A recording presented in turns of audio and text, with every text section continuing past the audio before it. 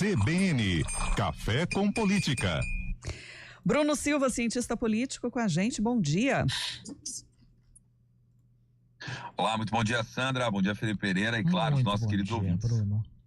Bruno, pós-feriadão, né? Até que tivemos o fim da semana passada bastante ativo na política aqui em Campinas, mas teve um assunto também que entrou para discussão na Câmara de Campinas, proposto pela Prefeitura, de ampliar a reserva de vagas afirmativas em concursos públicos. A ideia é estender o benefício também a pessoas indígenas, aos quilombolas, e o Kevin Camada foi atrás de mais detalhes sobre esse projeto para contar para a gente. Os concursos públicos de Campinas podem ganhar em breve as mesmas condições da reserva de vagas afirmativas previstas na atualização da Lei Federal de Cotas. A norma sancionada em 2012 ganhou atualização em 2023, que ampliou de 20% para 30% a destinação de vagas para negros. Agora, um projeto de lei encaminhado pela Prefeitura pretende ampliar a reserva de vagas para pessoas pretas e pardas para 25%. Já os demais 5% seriam destinados aos indígenas e aos quilombolas, com 3% e 2% respectivamente. Para a secretária municipal da Política de Gestão e Desenvolvimento de Pessoas, Eliane Josselaine, o projeto representa mais um avanço na construção de processos seletivos mais diversos. A titular da pasta também garante que os instrumentos da Comissão de Heteroidentificação estão sendo reforçados. Que a gente também possa ter a oportunidade de ter mais pessoas classificadas entre fases, no caso daquelas pessoas confirmadas como pessoas pretas, pardas, indígenas, pessoas com deficiência ou quilombolas que conseguirem o acesso aos concursos pela pontuação geral, liberem as suas vagas reservadas para as outras pessoas classificadas também. Para a advogada, mestra em Direito e orientadora do Núcleo de Ensino Clínico em Direitos Humanos da PUC Campinas, Paola Mineiro, a legislação é mais uma oportunidade de acelerar um processo de correção histórica. Tem, inclusive, um dado do IDBR que indica que o Brasil, se não adotar políticas ativas, vai levar aproximadamente 165 anos para alcançar a igualdade racial em nível nacional. Então, as cotas, elas não criam privilégios, elas corrigem uma desigualdade histórica que o Brasil ativamente produziu, não tem e ainda reproduz. São ferramentas muito necessárias para que a gente acelere esse avanço da igualdade material. Outro projeto encaminhado pelo Palácio dos Jequitibás prevê ampliar a isenção da taxa de inscrição para os processos seletivos e concursos públicos da Prefeitura. O benefício, que hoje já é garantido a todos os cadastrados no REDOME, o Registro Brasileiro de Doadores Voluntários de Medula Óssea, seria estendido para os candidatos com famílias inscritas no Cadastro Único. A secretária Eliane Josselaine afirma que a medida deve garantir que a comunidade mais carente também tenha a oportunidade de disputar as vagas. Porque a gente sabe que muitas das pessoas que estão em vulnerabilidade social pertencem ao grupo das pessoas pretas, pardas, indígenas, quilombolas e também PCD.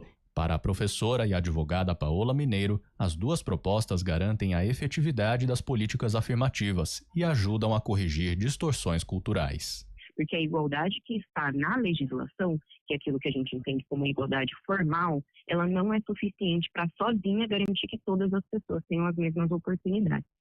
E essa mudança, né, ela também é importante porque além de, na prática, garantir vagas para a população preta, parda, quilombola, indígena, enfim, ela também é importante porque nos auxilia a mudar o imaginário social do lugar da pessoa negra, do lugar da pessoa indígena, do lugar que a pessoa quilombola pode ocupar no Brasil e no serviço público. O projeto apresentado pela Prefeitura também prevê que as candidatas lactantes, ou seja, que estão na fase de amamentação, tenham até 1 hora a mais para a realização de provas.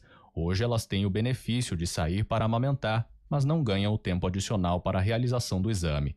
Para que os projetos se tornem efetivos, eles devem ser aprovados em 2 votações e depois sancionados pelo prefeito municipal. De Campinas, Kevin Camada. Proposta, então, que foi apresentada à Câmara, ainda não está dentro das discussões, pelo menos da sessão desta segunda-feira, Bruno, mas já levanta a necessidade, né, de mais informações, de um debate para poder, sim, definir por novas políticas públicas nesse sentido. Não tenha dúvida, né, Sandra? E a correção, como muito bem disse uma das entrevistadas, né, e a correção de desigualdades que são desigualdades históricas mesmo no Brasil. Infelizmente, nós temos esse fator dramático, vamos dizer assim, que é a não integração de setores populacionais significativos de forma mais eficiente, não só da administração pública, mas em várias esferas, né? Você pega, por exemplo, a questão das mulheres como um todo. As mulheres são a maior parte da população brasileira. As mulheres, elas têm mais tempo de estudo, e isso tem sido mostrado com base nos últimos dados, do que os homens, mas muitas das vezes não são elas que integram os principais cargos de chefia, não são elas muitas das vezes que integram os principais cargos de direção, né, de coordenação, enfim. E isso tudo precisa de alguma forma tentar ser corrigido, né? Então, aqui eu estou falando de um dos estratos, a gente está falando de vários outros aqui, né? A questão da integração da população negra, por exemplo, no Brasil. Nós passamos agora pelo feriado, que foi um feriado que eu ainda conversava com o Felipe Pereira sobre a consciência negra, né? No último dia 21. E aí uma das coisas que chama atenção nós precisamos ainda de uma política de cotas no Brasil? Sim, nós precisamos com que essas medidas sejam eficientes a nível municipal, inclusive, que é onde você está ali mais perto da população, para poder começar a corrigir essa assimetria, que é uma assimetria histórica e a não integração desse público. Então, acho que a prefeitura acerta em encaminhar o projeto, obviamente, precisa só ver se os vereadores têm mais algum tipo de alteração, né? Enfim, algum tipo de emenda que será feita a isso tudo, mas a proposta ela é muito boa, a proposta ela é interessante, ela está em linha com aquilo que tem ocorrido em outras esferas, em outros âmbitos da administração como um todo, né, Sandra? Então, a gente espera que possa não só surtir um bom efeito, mas que possa ser também aprovada pelo Poder Legislativo, a fim de poder começar a criar uma nova dinâmica, corrigindo áreas que são áreas que, historicamente, como nós estamos dizendo aqui, são áreas que carecem aí dessa maior integração das pessoas, dos indivíduos, né? É que normalmente essas pautas também estão relacionadas às datas comemorativas, né, Bruno? Porque esse projeto, é claro que não foi elaborado na semana passada, mas a entrega dele é para tentar chamar a atenção também, né, para a proposta, considerando a data. Isso acontece em outras situações também. O efeito simbólico, né? Acima de tudo, é o efeito simbólico, né? No mês, que é um mês concentrado ali, voltado à reflexão sobre as lutas da população negra do Brasil, a não integração da população em relação a várias dimensões, seja do ponto de vista cultural, seja do ponto de vista educacional, porque infelizmente a população negra é aquela que tem menos tempo de estudo também no Brasil de maneira geral. Então acho que o projeto ele vem contemplando esses múltiplos problemas que precisam ser enfrentados, a partir obviamente do que cabe à administração pública fazer. Óbvio que isso não é suficiente para poder resolver todo o problema, né? É claro, né? Ninguém está dizendo que existe um projeto milagroso nesse sentido, mas ele avança numa área que é uma área interessante para poder aumentar aí não só a representatividade, mas aumentar a possibilidade de acesso a partir da administração pública e dos cargos públicos como um todo. O que está em votação hoje é o orçamento de 11 bilhões e 700 milhões previstos para o ano que vem. O André Berenguel traz um resumo também do que está na pauta de hoje.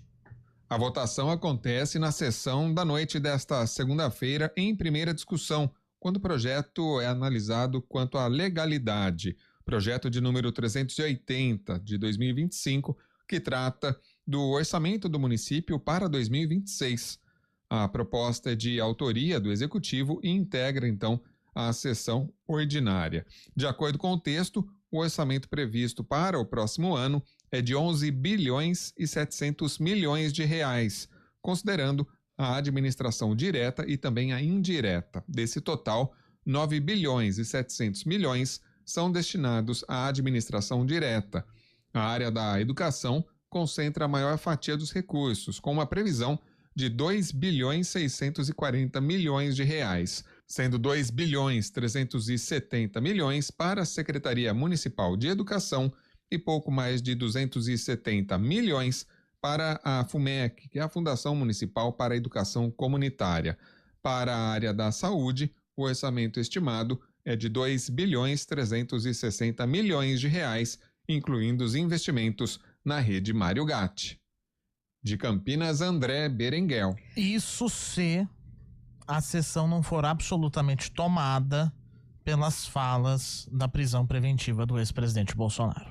Os vereadores já se manifestaram, né, no fim de semana sobre as suas posições, pelo menos pelas redes sociais, Bruno. E muitos prometem falar na tribuna hoje.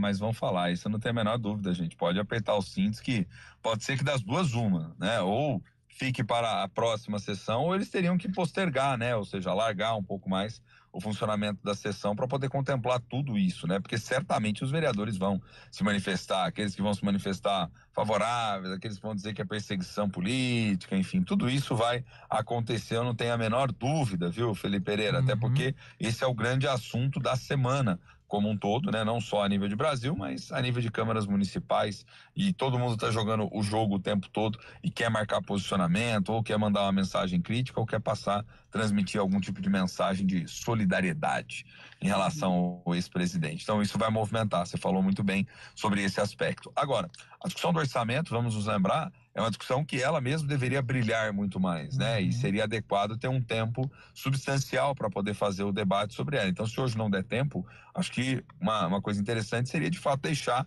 para a próxima sessão, e na próxima sessão poder se concentrar um pouco mais sobre isso, já que a gente sabe que vai ter toda essa série de manifestações. É interessante que o Berenguel mostra os dados, e os dados apontam que saúde e educação, como a gente já imaginava, devido aos mínimos constitucionais que têm que ser investidos, ocupam boa parte do orçamento, né, consomem boa parte do recurso.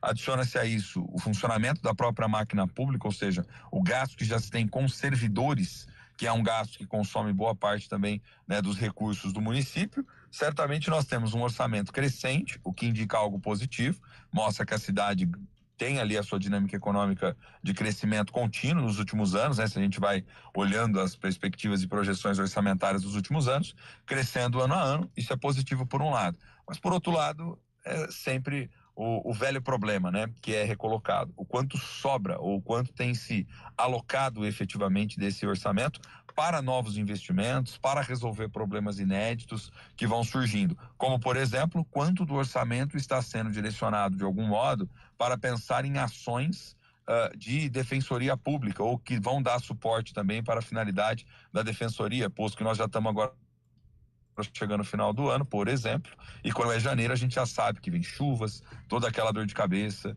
aquela coisa toda, né? Então, por exemplo, tem espaço para isso? Não tem espaço para isso? E outras tantas áreas, né? Cultura, a própria dimensão envolvendo o lazer, meio ambiente, enfim, é complexo. O debate orçamentário é complexo e requer, obviamente, toda a atenção necessária dos atores políticos para poder projetar essa peça da melhor forma possível, Sandra. Inclusive, mais cedo a gente teve a oportunidade de conversar com a secretária da Secretaria da Mulher, né, de Políticas Públicas para a Mulher, que foi uma secretaria criada recentemente, né, atuando aí há praticamente 3 meses, e que não havia qualquer planejamento orçamentário, né, porque algo realmente aí que aconteceu no decorrer do ano, mas sim da expectativa de ter recursos destinados para fomentar ainda mais as políticas públicas para essa área.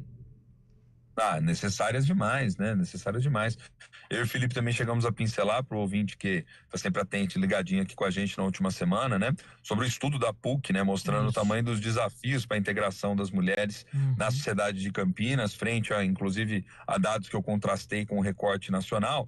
E só nesse campo, Sandra, tem desafios expressivos. Passa, por exemplo, pela dimensão associada à saúde da mulher, passa pela questão de poder promover políticas que sejam mais direcionadas a esse público, garantindo a sua eficiente entrada, por exemplo, no mercado de trabalho, pensar na questão da segurança, que é um tema cada vez mais vital nas grandes cidades, posto que as mulheres, infelizmente, quando você olha os dados de boletim de ocorrência, muitos deles são de agressões em relação às mulheres, né? Basta a gente fazer uma filtragem ali que a gente já percebe. Então a secretaria tem que atuar dentro desses múltiplos desafios, mas tem que ter dinheiro, né, gente? Sem dinheiro, sem equipe, sem recurso, fica difícil também, né? E o medo do contribuinte de ter um valor adicionado aí ao IPTU do próximo ano, né?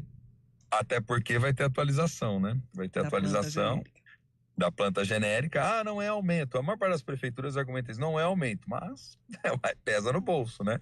Pesa no bolso, porque na verdade, por mais que se argumente que só façam-se recálculos inflacionários. A maior parte das cidades traz esse argumento à tona, né? É recálculo inflacionário, né? Por conta da perda da inflação do último ano. Objetivamente, o que o contribuinte sente é mais dinheiro meu que vai para o cofre público.